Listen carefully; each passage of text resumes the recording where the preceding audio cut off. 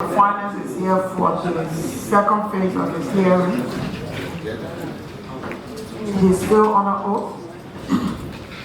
He was here last week to answer to the reason why the budget copies were not distributed. That question was answered, and all the copies, because all the copies were distributed before the hearing. And there was an issue raised about the car power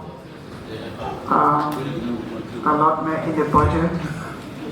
And plenary decided that since that was not part of the initial issue of the reason why he was here, we would defer that matter to today so he would be prepared to respond to the issue of car power appropriation. So, Mr. Minister, would I ask you to address the issue about car power, and that's the reason why you're here today. So we proceed from here. Thank you. Give you more insights on the issue of car power. One thing I need to tell you is that the fiscal year ended December 31st, 2024. But the PFM law gives authority to the Ministry of Finance to spend against 2024 appropriations up to the end of March 31st. So as we speak, there are two accounts that are operating in parallel. The 2024 account is still open, and the 2025. And commitments that were approved, that were made as at December 31st, we have legal authority to spend on them until the end of March. By that time, all commitments, all payments for 2024 activity would have, would have lost the legal authority to spend on them. At that time, the Auditor General will come again to draw the line, and the Ministry of Finance has 30 days, the end of April, to produce the consolidated accounts and outturn for the government. And the outturn is audited to give assurance to the Honorable Liberian Senate in the House and the Liberian people. The Auditor General, by law, is obligated to audit the accounts and then report to the Liberian people through the legislature. So that process is obtaining. What you saw in the approved budget as outturn, that the outturn column is actually a projection. By the time we reach March 31st, that figure will change. So, technically, we can say it has, it can move up and down. So the real outturn, we haven't produced an outturn report. There is an outturn report that is part of the package.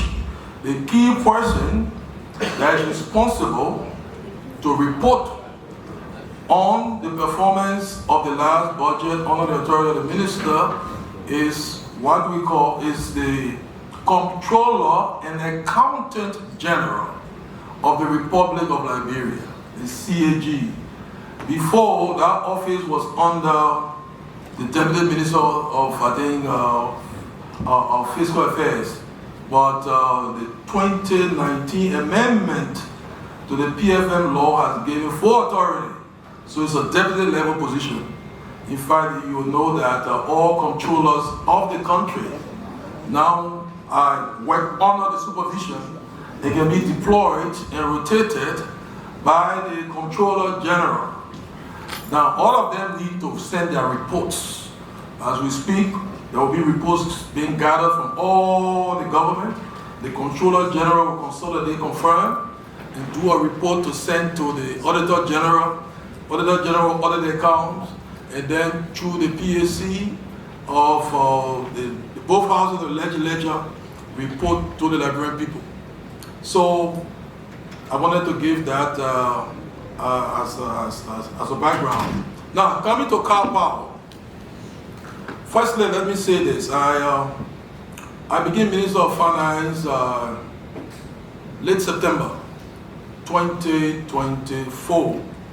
By the time you were recasting the budget, and that by the time of the recast of the budget, you did not retain the car power appropriation, because the car power, I think when you were crafting the budget in March and April, there was an intention, because budgets usually look in the future, intentions can be captured in the budget. There was an intention, given the power situation, that we might have needed some stopgap intervention. So $6 million was put in the budget for potentially concluding some agreement with car power.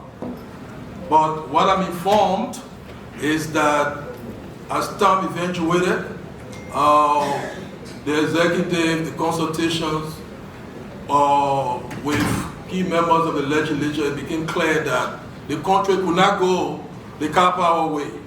So the information I can tell you now is that not a dime was spent on that car power, on car power. Usually, when appropriations are in the budget that we as a government do not spend for the original purpose, sometimes they become a saving grace for government. These in-year budget pressures that come. Like this morning we're talking about, unfortunately, we're planning a by-election in Nimba for one of your colleagues, and we don't know whether we will have another by-election. Another by-election as a result of that. If given the, no, what I'm saying is that election goes down. By-election is not about that. Not about that. They put out wins the election.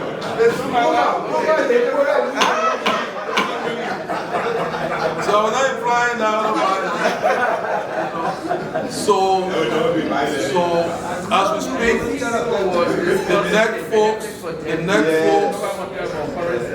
the NEC folks are even at the building. That's the reason why we try to make sure that we, especially her, go back to the building, can go back to the building to make sure that things are expedited for the Nima by-election, because these things are in the Constitution. Dates, are in the Constitution. Once you announce the vacancy, NEC has a set date, set number of days to. So we have to. So then the issue will be, how do you fund it? How do you fund it when we did not budget? Because I don't think it was a good practice to start to. It's good to be looking forward, but we didn't look forward to death, and we don't look forward to death. So these lines, like the car power line, became a source of routine budgetary transfers, and that which will form part of the report that the Comptroller General is reporting. There are going to be a part of the report for transfers from, and car power will be one of the main sources on the transfer from side. The transfer tool will be listed. The Auditor General will confirm. The report will be given to the Honorable Liberian Senate through the PAC and the Honorable Liberian House through the PAC too. And then the accountability, can ensue. But the processes are on, and that all I can say is that not a dime was spent on car power. The monies were spent on government operation. Within the rigidity of the Budget Transfer Act, the Ministry of Finance is given the authority to deal with emerging situations.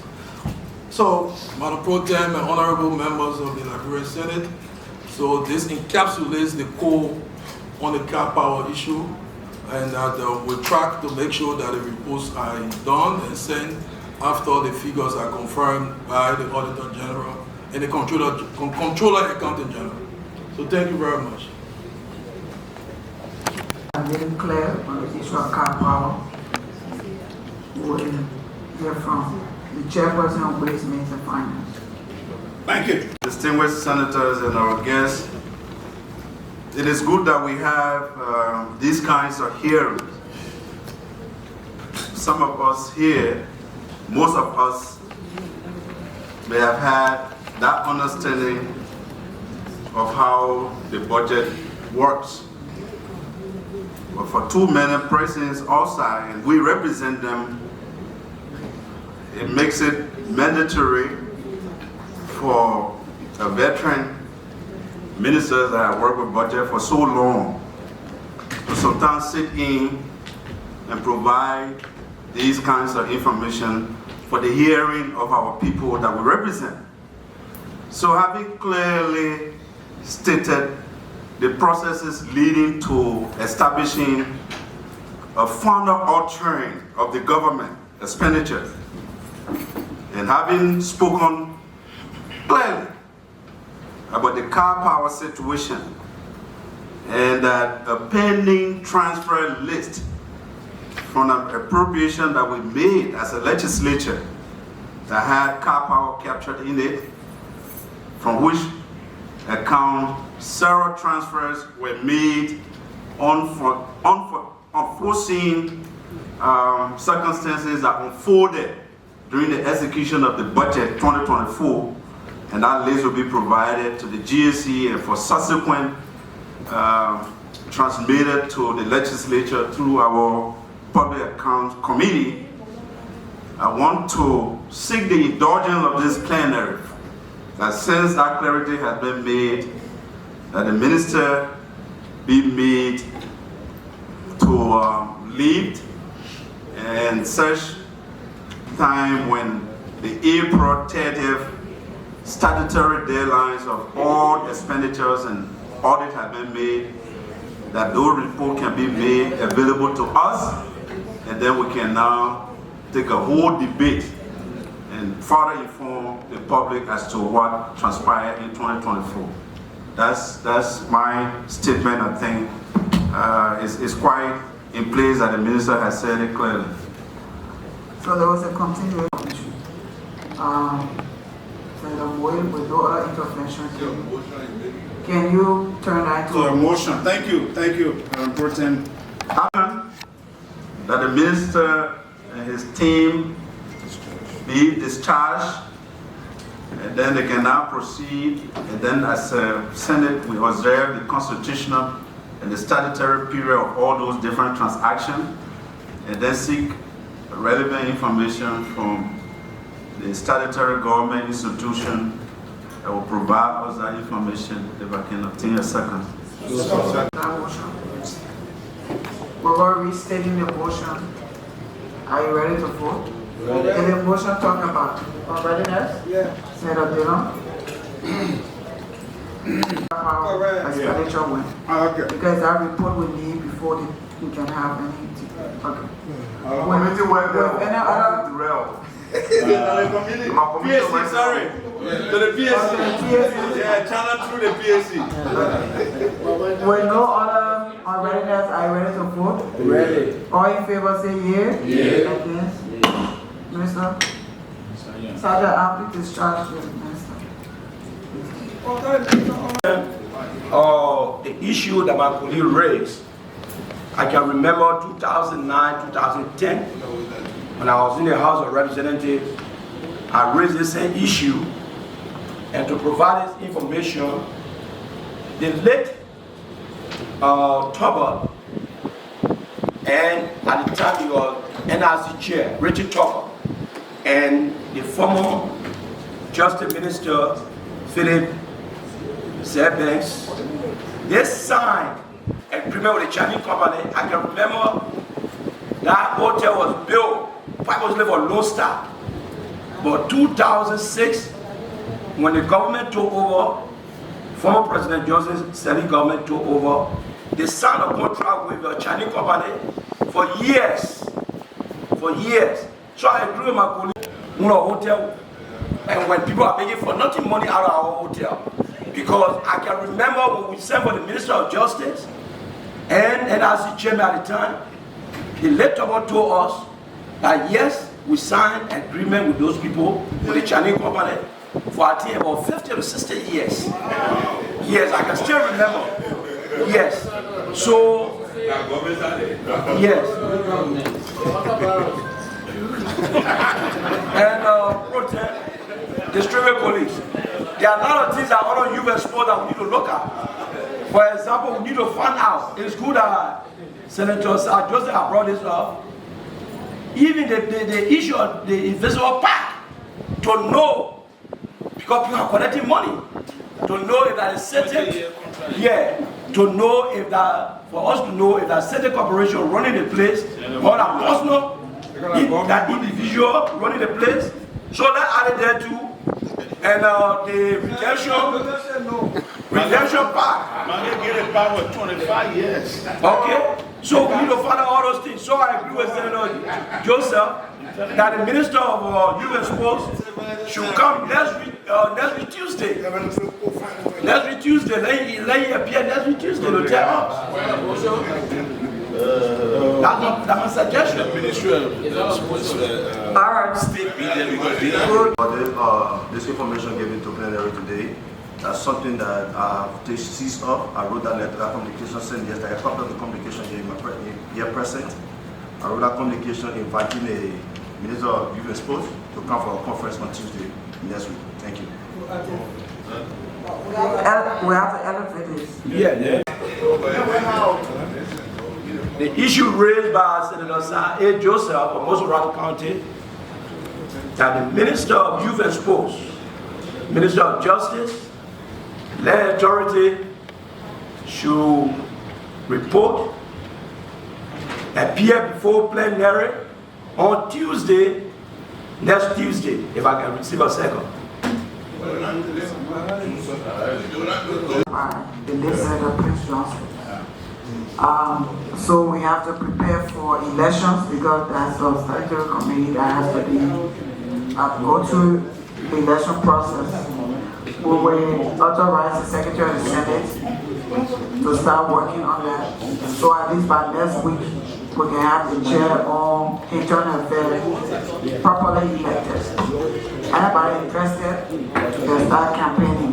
Definitely. All right, so anything else on the agenda? No.